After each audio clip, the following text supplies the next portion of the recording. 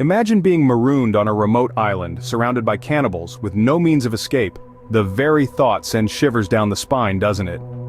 Yet this was the chilling reality for a man named John Rutherford in the year 1816. John Rutherford, a sailor by trade, found himself stranded on an island in the South Pacific, thousands of miles away from civilization. The island was inhabited, but not by the friendly faces one might hope to encounter. Instead, he was surrounded by a tribe of cannibals, notorious for their ruthless and terrifying practices. Picture this: one moment you're sailing the vast blue ocean, the next you're at the mercy of a cannibalistic tribe, your life hanging by a thread. Rutherford's initial reaction was one of sheer terror and disbelief. His mind raced as he grappled with the reality of his predicament. The fear of being the tribe's next meal consumed him. He was in the belly of the beast, with no way out, no rescue in sight. He was alone, truly alone, in a world so alien and hostile. It was beyond his wildest nightmares. But what could he do? He had no choice but to face the grim reality head-on. He knew he had to survive, but how does one survive among cannibals?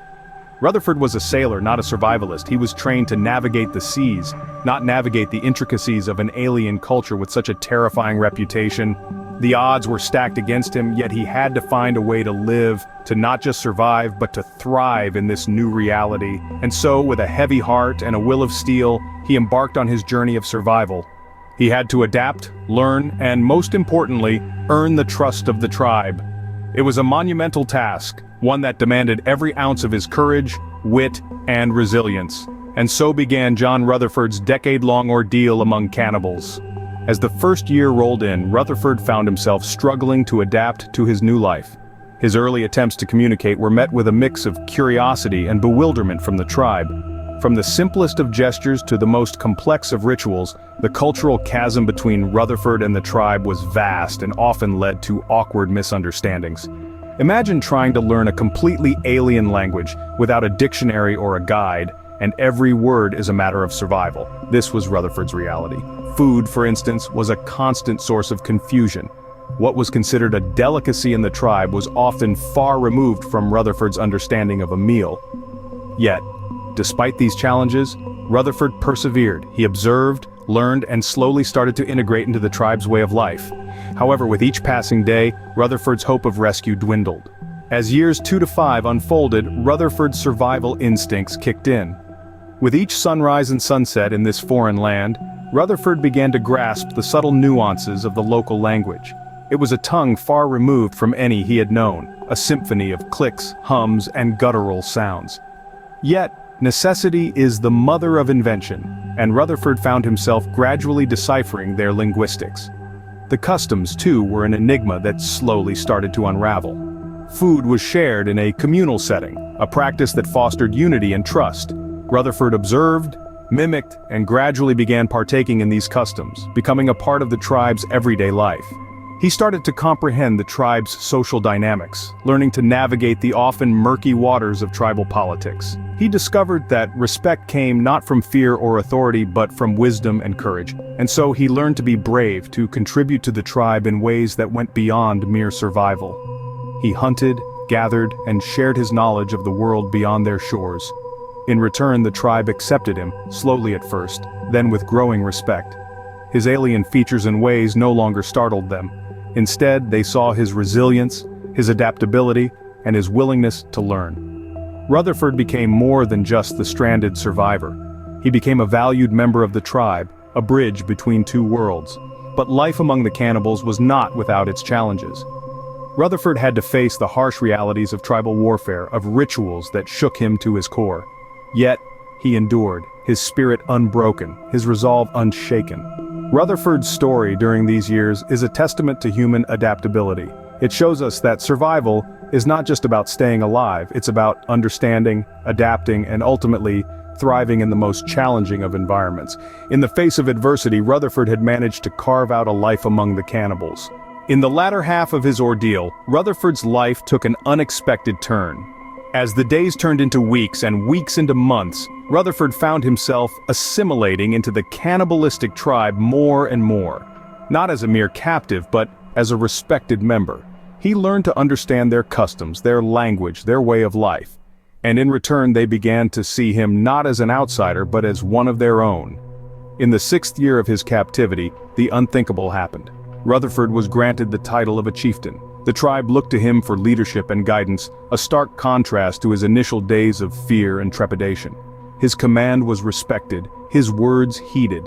He was no longer merely surviving among the cannibals, he was thriving. But that's not all. Amidst the turmoil and the chaos, Rutherford found love. He married a woman from the tribe, and together, they started a family. Although he was far from his homeland, Rutherford found a home in the most unlikely of places. His acceptance of the cannibalistic lifestyle didn't happen overnight. It was a gradual process, marked by periods of self-doubt and inner turmoil. But as the years passed, Rutherford found himself accepting his fate. He learned to embrace the tribe's rituals, their way of living, their belief system. He found solace in the rhythm of their daily life, in the camaraderie of the tribe members. He found a sense of belonging that he had never experienced before. Rutherford's transformation over these 5 years is remarkable. From a terrified castaway to a revered chieftain, his journey is a testament to the indomitable human spirit. It's a story of survival, of adaptation, of finding light in the darkest of places. 10 years on, Rutherford was no longer a castaway but a leader. His story serves as a reminder that sometimes, the most extraordinary tales of survival emerge from the most unlikely of circumstances. Just when Rutherford had accepted his fate, a chance for escape presented itself. An unexpected turn of events brought a whaling ship to the shores of the island. Seizing the opportunity, Rutherford made a daring and risky move. Deftly, he managed to slip away from the tribe, making his way to the ship and pleading with the crew to take him with them. His tenacity and sheer will to survive prevailed, and he was taken aboard, finally leaving the island that had been his home for a decade.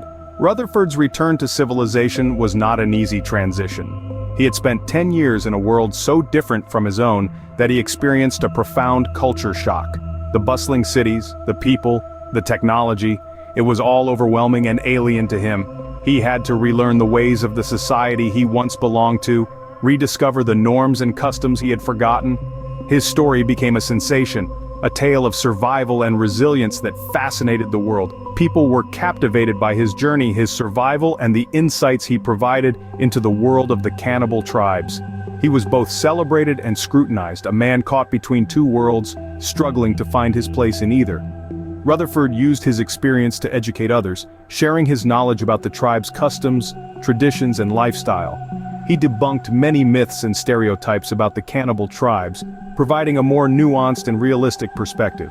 His story served as a reminder of the diversity of human cultures, of the resilience of the human spirit, and of our shared humanity.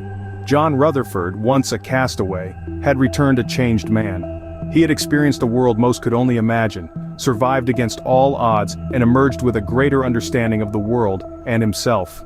His journey was a testament to the strength of the human spirit, a story of survival, adaptation, and transformation that continues to inspire us even today. John Rutherford's decade among cannibals taught him many lessons.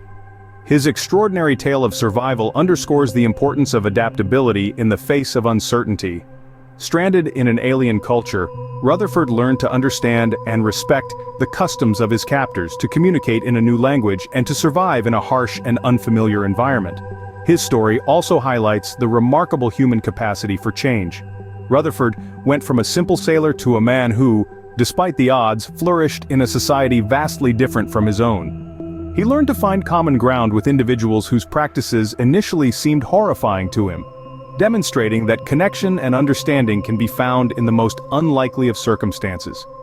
It's a testament to the strength of the human spirit, showing us that we can adapt and thrive in situations that seem insurmountable. John Rutherford's story reminds us of the extraordinary depths of human resilience and adaptability.